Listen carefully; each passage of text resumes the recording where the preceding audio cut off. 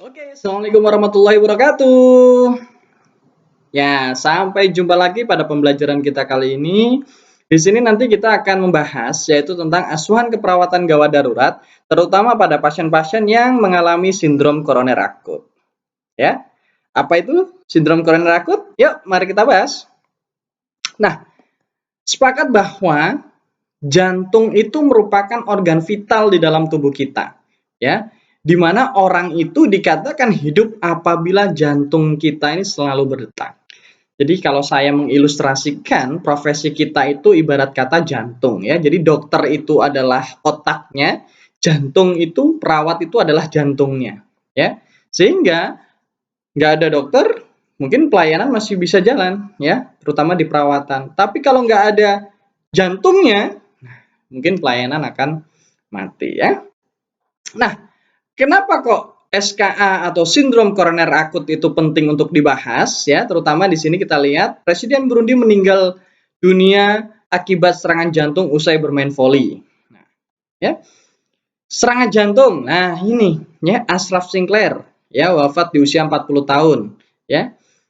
Terus kemudian sang maestro, ya, Godfather of Broken Heart, ya, ini salah satu idola saya juga, ya, yaitu Pak Didi Kempot. Nah, diduga juga kena serangan jantung, ya. Dan ini yang terpenting, ya, justru pasien itu tidak meninggal karena COVID, sembuh dari COVID, tapi pasien ini meninggal dunia karena serangan jantung, ya. Nah, artinya teman-teman sekalian, penyakit jantung itu merupakan penyakit yang luar biasa, ya.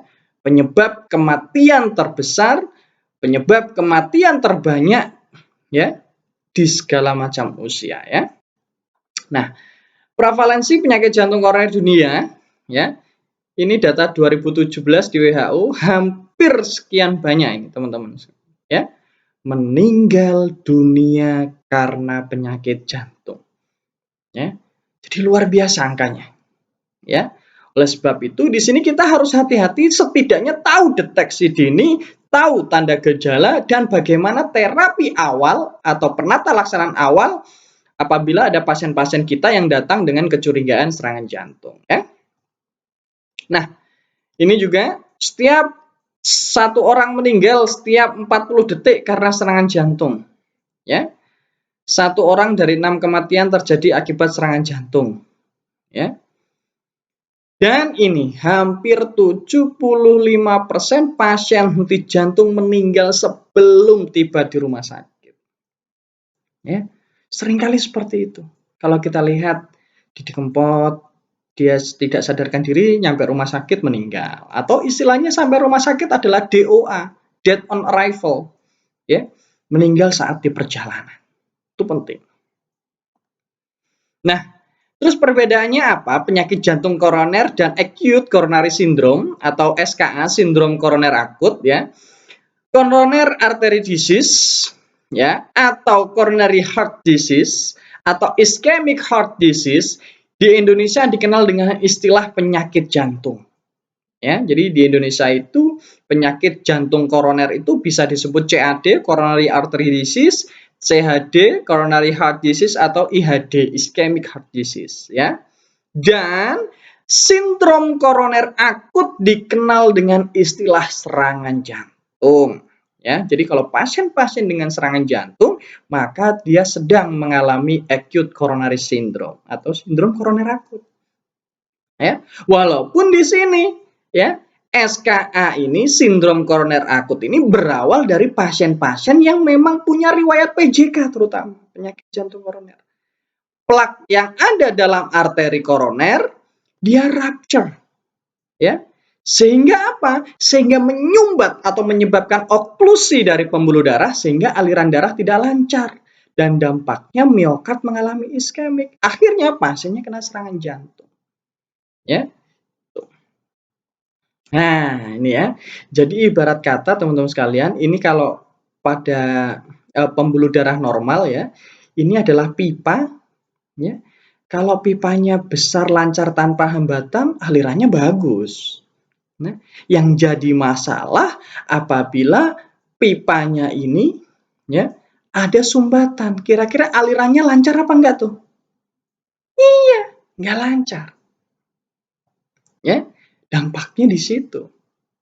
Sehingga penting ya kita simpulkan bahwa yang terpenting adalah menjaga. Ya, menjaga. Tahu kebiasaan atau lifestyle yang dapat mengakibatkan terjadinya pasien-pasien serangan jantung. Ya, itu pentingnya di situ. Nah, ini ya.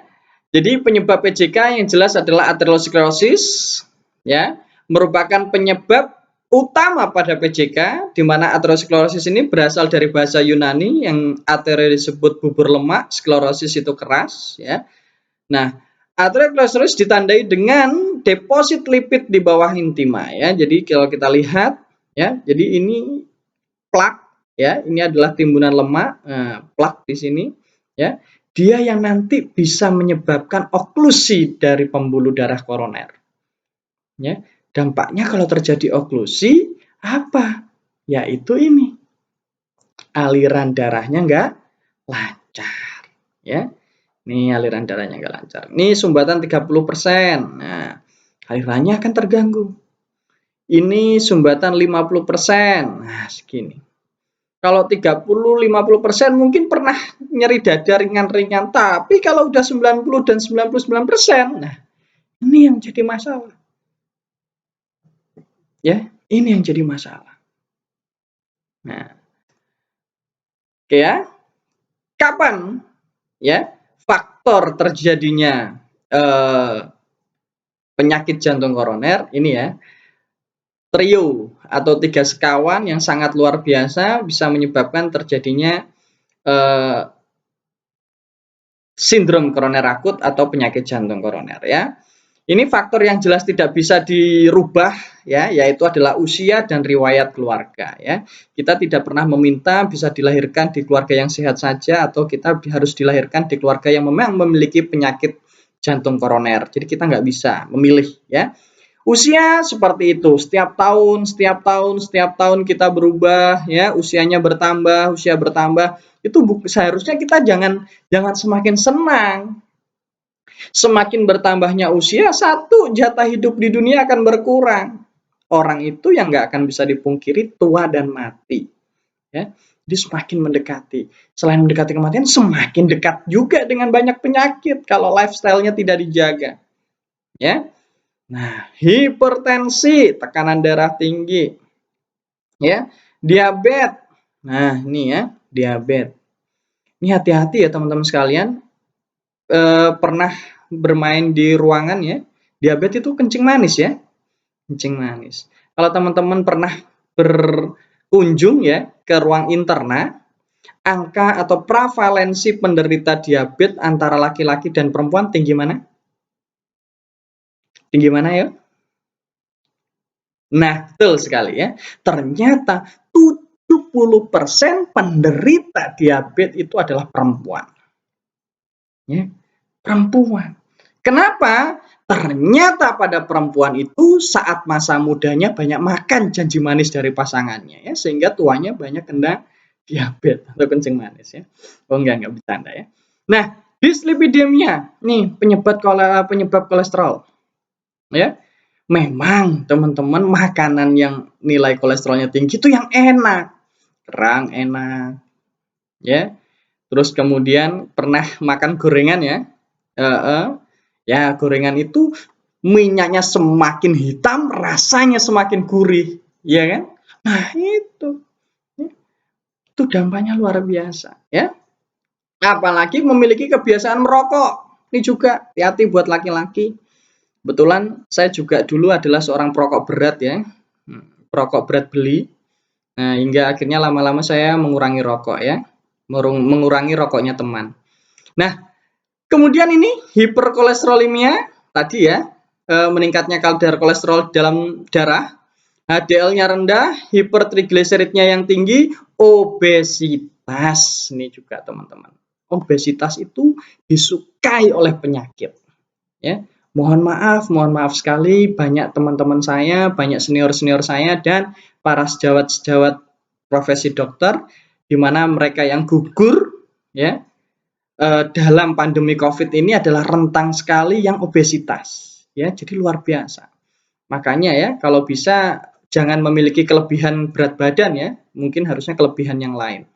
Atau kurang latihan, nah kurang olahraga, itu juga ya.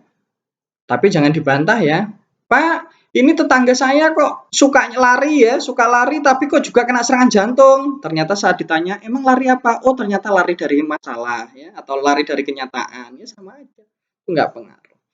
Stres juga dapat menyebabkan terjadinya penyakit jantung koroner ya, nanti kita bahas terkait stres.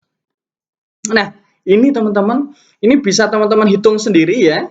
Nah, jadi beberapa body mass index dan was per height ratio for prediction of severity of coronary artery disease, ini adalah penelitian. Ternyata rasio pinggang dan tinggi ya ini lebih baik dalam memprediksi resiko terjadinya coronary artery disease ya dibandingkan dengan indeks massa tubuh. Caranya gimana? Lingkar pinggang dibagi tinggi badan dikali 100. Ya. Apabila rasio pinggang dan tinggi ini lebih dari 55, maka memiliki resiko 3-7 kali mengalami CAD. Apabila tidak ditunjang dengan lifestyle yang bagus. Ya. Jadi nanti selesai ini teman-teman ambil meteran ya, terus diperiksa itu meternya berapa, perutnya atau pinggangnya tingginya berapa ya, nanti dihitung apakah berpotensi enggak terjadi atau punya resiko enggak ya terjadinya penyakit jantung koroner ya. Nah, ini teman-teman ya, diagnosis infak miokard. Jadi kalau kita mau mendiagnosis pasien-pasien dengan serangan jantung, itu tanda khas pertama adalah nyeri dada. Ya. Nyeri dada. Itu khas banget. Jadi kalau ada pasien atau ada tetangga datang ngeluh ke jenengan, aduh suster, dada saya sakit sus, aduh suster, dada saya sakit. Jangan dibiarin saja. Ya, jangan dibiarin. Segera tanya, ibu sakitnya di mana? Aduh suster, dada saya sakit sus. Iya ibu, sakitnya di mana? Nah, kalau pasien tadi bisa menyebutnya sakitnya tuh di sini, nah, ya, kalau dia bisa menyebutkan satu jari sakitnya tuh di sini, ingat ya, itu bukan gejala serangan jantung. Ya, kalau dia bisa melokalisir nyeri dengan satu jari, itu bukan gejala serangan jantung. Tapi kalau saat ditanya, ibu sakitnya di mana? Aduh suster, dada saya sakit ini sus. Aduh suster, tembus ke punggung, menjalar ke lengan kiri, ke rahang, ke leher. Nah itu baru waspada teman-teman. Itu adalah tanda awal dari serangan jantung. Ya, yang kedua segera lakukan rekam jantung atau EKG.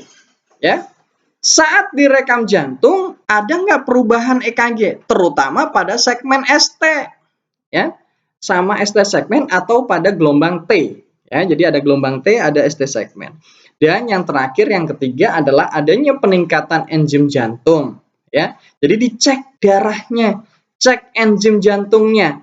Ya, apa yang dicek enzim jantung itu? Ada CKMB dan troponin.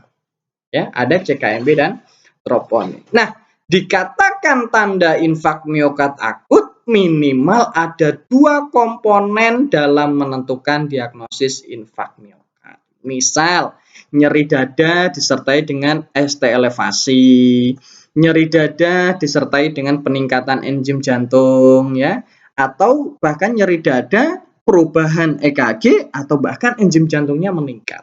Ya. Jadi ada 2 di antara 3 ini itu sudah bisa kita tentukan atau kita curigai diagnosis pasien mengalami infak miokard akut. Ya, jadi hal terpenting di sini saat mendiagnosis infak miokard akut tidak hanya dari EKG. Ya. Oh, ST elevasi, jelas IMA, bukan. Tapi kalau kita mau mendiagnosis tetap yang pertama adalah berdasarkan klinis dari pasien, yang kedua berdasarkan EKG atau pemeriksaan fisik ya, terutama fisik dan pemeriksaan penunjang yang lain. Oke, kita bahas. Nah, The National Heart Attack Alert Program merekomendasikan pada pasien yang nyeri dada yang perlu dianggap serius, terasa nyeri seperti tertekan, ya, seperti tertimpa, rasa panas, mual, muntah disertai dengan sesak napas, ya, kelemahan, pusing, perasaan seperti melayang atau penuh sadar. Ini tadi teman-teman. Jadi jangan pernah abaikan kalau ada tetangga, ada keluarga, ada pasien yang datang ke rumah sakit ya, terutama ke IGD, dia mengeluh nyeri dada. Aduh suster, dada saya sakit sus, tembus ke punggung, menjalar ke lengan, ke leher, ke rahang. Itu waspada. Ya, waspada. Jangan anggap remeh. Sorry ya teman-teman. Saat ini jangan mau dipanggil suster ya. Nah, ya, suster kan definisinya adalah susah terus ya. Jadi saat ini inginnya dipanggilnya adalah nurse. Ya, dipanggilnya adalah nurse ya. Jadi kalau ada pasien ya, ada pasien kemudian panggil, "Aduh suster." Stop. I'm nurse. Nah, gitu ya. Masih ngotot juga. "Aduh suster." Nah, I'm nurse. Nah, jadi gitu. Ya, jangan mau dipanggil suster ya, susah terus. Nah, titik pentingnya di sini teman-teman. Nah, nih. Ya. Terutama di sini. Kalau ada pasien ngeluh nyeri di ulu hati, ya, seringkali di sini adalah disalahartikan. Ya, nyeri ulu hati ini seringkali disalahartikan. Dicurigai pasiennya gastritis, pasiennya kena MAH, ya, kena dispepsia, ya. Seringkali ada beberapa kali pernah ya di tempat kami juga seperti itu, ya, dia punya riwayat gastritis ya. Kemudian mengeluh nyeri ulu hati, dikasih obat, disuruh pulang sampai rumah meninggal ya. Jadi ada beberapa di rumah sakit terkejadian seperti itu ya. Jadi mulai kita harus bisa mengidentifikasi ya mana nyeri ulu hati itu memang karena kelainan dari gaster ya, gastritis atau dispepsia, mana yang merupakan bagian dari orang dengan serangan jantung ya. Nah, ini dari AHA Guideline ya, nyeri dada yang kemungkinan tidak disebabkan karena jantung, tajam dan dipengaruhi saat bernapas atau pergerakan. Jadi saat kita bernapas kok nyeri. Nah, itu juga kemungkinan bukan dari jantung ya. Rasa nyeri pada perut tengah atau ke bawah. Nah, ini hati-hati juga tadi ya, walaupun pada pasien-pasien dengan serangan jantung terutama di bagian inferior itu juga bisa menyebabkan terjadinya di nyeri ulu hati. Terlokalisir jelas. Nah, lokalisir jelas. Tadi nyebut satu jari ya. Nyeri konstan selama beberapa jam, nyeri menyebar hingga ekstremitas bawah. Ya, kemungkinan ada masalah yang lain, bukan disebabkan karena nyeri dada. Oke, kita lanjutkan ya. Nah, yang kedua adalah perubahan gambaran EKG. Ya. Yang kedua adalah perubahan gambaran EKG. Di sini khas, mungkin besok pada materi tentang interpretasi EKG akan dikenalkan ya teman-teman. Pada pasien-pasien yang dicurigai adanya sindrom koroner akut, maka di sini kita menitik fokuskan ada dua hal. Yang pertama adalah ST segmen, yang kedua adalah gelombang T. Ya, karena dua ini yang mengidentifikasi dan bisa dibilang curiga mengarah pada sindrom koroner akutnya tinggi ya. Dimana di sini kalau normal gelombang T itu menghadap ke atas ya, di sini mengalami T inversi ya, ini maka terdiri iskemia ya, iskemia. Di T inversi tol picket T wave ya, atau biasa kerennya hiperakut T ya, semakin meningkat. Terus kemudian depresi ST segmen ya. Jadi ST segmennya ini di bawah garis isoelektrik. Ya, di bawah garis isoelektrik ya. Mungkin nanti pada materi bab interpretasi EKG akan dibahas apa sih isoelektrik, apa sih PR interval, apa sih ST segmen. Nah, nanti akan dibahas lebih lanjut ya. Yang jelas di sini ciri khasnya T inversi, T-nya menghadap ke bawah ya, atau ST depresi ya, ST segmennya di bawah garis isoelektrik. Terus dikatakan injury apabila apa? Terjadi ST elevasi. Ini ST segmen ini di atas dari garis isoelektrik. Nah, garis isoelektrik ya. Ini hati-hati. itu terkena injury. Atau bahkan infak. Kalau infak dia sudah muncul Q wave, ya. Q wave gelombang Q patologis, ya, gelombang Q patologis yaitu gelombang Q yang dalamnya bisa lebih dari 1/4 dari gelombang R, kemudian juga lebarnya lebih dari 0,04 detik, ya. Ini adalah Q wave. Nah, ini gelombang Q patologis, ya. Ini Q patologis. Biasanya seringkali pasien-pasien yang muncul Q patologis itu adalah melewati fase akut, yaitu disebut dengan OMI, Old Myocard Infarct.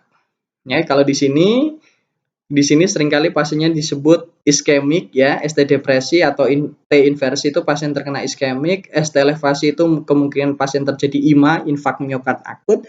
Kalau Q patologis itu terkait dengan OMI, ya, Old Myocard Infarct. Nah, ini kemungkinan yang terjadi teman-teman, jadi bisa kita menganalogikan, ya, atau melihat atau mengintip, ya, bagian jantung mana yang mengalami masalah bisa kita lihat dari perekaman EKG, ya. Dimana kalau kita lihat dari perekaman EKG ada beberapa hal yang bisa dilihat, dimulai dari lead mana saja yang mengalami perubahan, ya. Kalau di area septal yang berubah adalah lead V1 dan V2. Jadi V1, V2 ini yang mengalami perubahan ST segmen atau bahkan T inversi, ya. Jadi ST segmen itu bisa depresi atau bisa elevasi. Anterior, ya, nih V3 dan V4, ya, V3 dan V4. Lateral, nih lead 1 AVL V5 V6 yang mengalami perubahan. Inferior adalah lead 2, 3 dan AVF, ya. Jadi itu adalah bagian lead, ya. Jadi kalau kita ngomong EKG itu sebenarnya ada 10 elektrode, ya. Kemudian ada 12 lead, ya, dan ada 3 sadapan, ya. Nanti akan dibahas lebih lanjut. Nah, ini teman-teman sekalian, ya, enzim jantung yang diperiksa, ya, yang khas, ya, pada kondisi serangan jantung yaitu CKMB, creatine kinase myocardial band, ya, CKMB, atau troponin, ya. Troponin ini bisa troponin I atau troponin T, ya. Ini normal-normalnya. Nah, pada kondisi pasien dengan serangan jantung seringkali enzim jantungnya itu meningkat, ya, seringkali meningkat. Nah, sehingga di sini adalah enzim jantung sebagai penentuan diagnosa apabila pasien yang dicurigai dengan nyeri dada apakah masuk ke infak miokard atau bukan, ya. Tadi ada 3 gejala mayor, ya, harus ada 2. 1 nyeri dada, 2 perubahan gambar EKG, dan yang ketiga adalah enzim jantung. Oke, ya. Ini pembaginya teman-teman.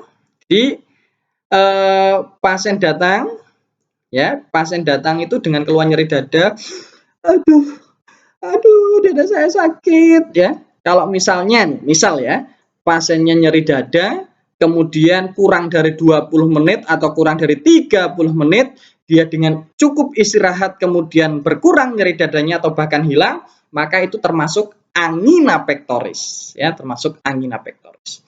Tapi kalau belum hilang dan datang ke rumah sakit, maka lihat ini, ya, langkah nomor 2. Setelah nyeri dada, adakah perubahan gambar EKG? Kalau ada perubahan gambar EKG, terutama ST elevasi, tadi, ya, ST elevasi, maka cenderung pasien terjadi IMA, infak miokard akut. Maka ini, ya, ST segmen elevasi miokard IMA, ya, atau yang disebut dengan istilah STEMI, ST elevasi miokard infarct, ya. Nah, selebihnya ada 2 kemungkinan, bisa T inversi, T-nya menghadap ke bawah ini, ya, atau yang kedua adalah ST depresi, ya. Ini ST segmennya ini di bawah garis isoelektrik ini, ya.